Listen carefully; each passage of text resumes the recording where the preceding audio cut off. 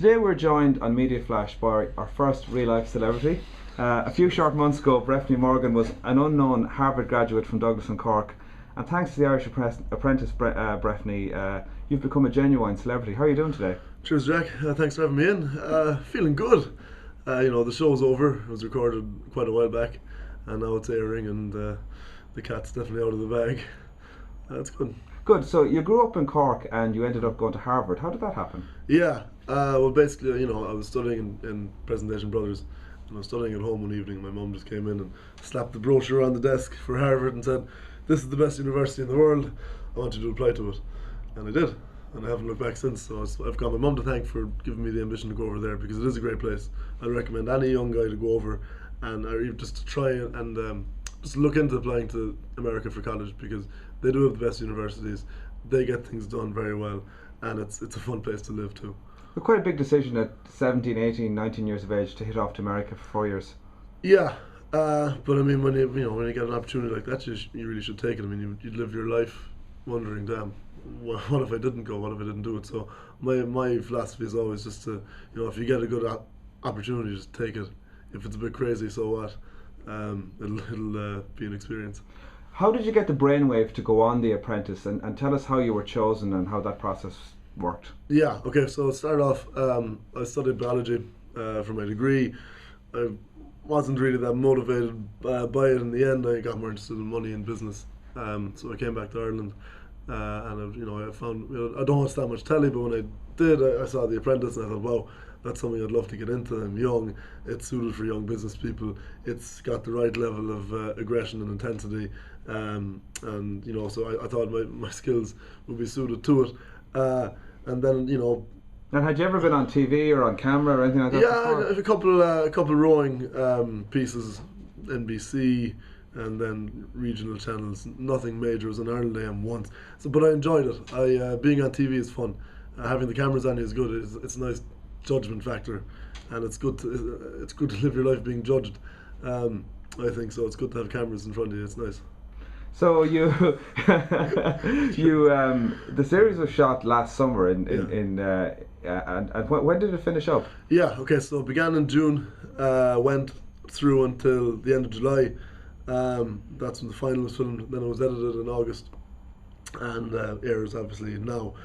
So there's that gap. Like right now in the show, if we're coming into the last 2 weeks.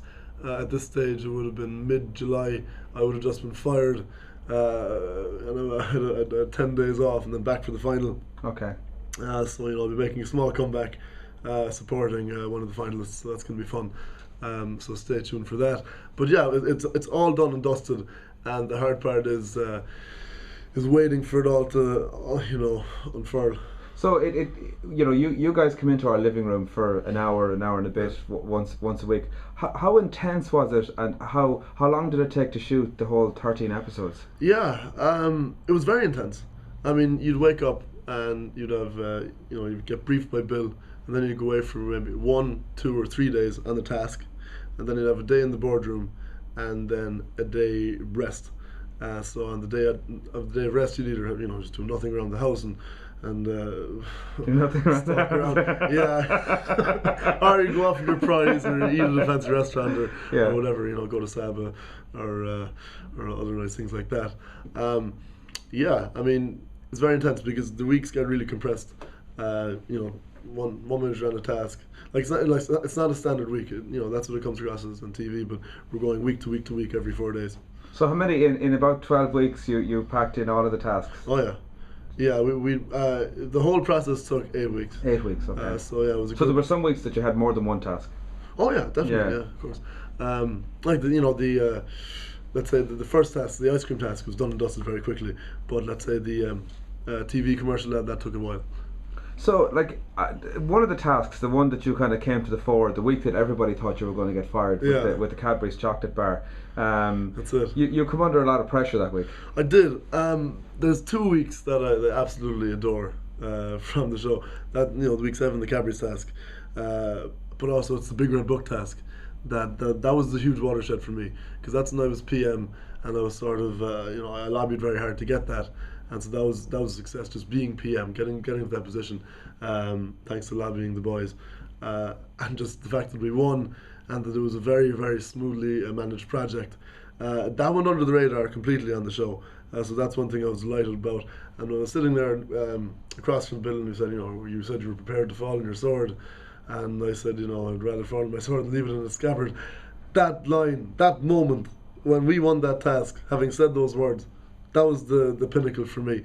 The Cadbury's task sort of echoed that. I mean, when you got the sense of the Cadbury's task that Ruth and Aoife did their damnedest to get you out that week. Oh, absolutely, yeah. I mean, a classic example of people on The Apprentice just trying to beat people as opposed to make your team win. So I mean, all they wanted was for me to show weak leadership style. They didn't really care about winning the task. That's bad philosophy to have going into any work.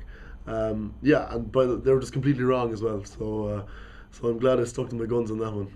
Ger and Aoife kind of famously didn't get on. Was that difficult to live around? It was. I got on well with both Geraldine and Aoife. The thing is, it's hard when you're caught in the middle in any friendship like that. When you got two people, tearing each other apart, and when you talk to one of them, they're bitching about the other, and vice versa.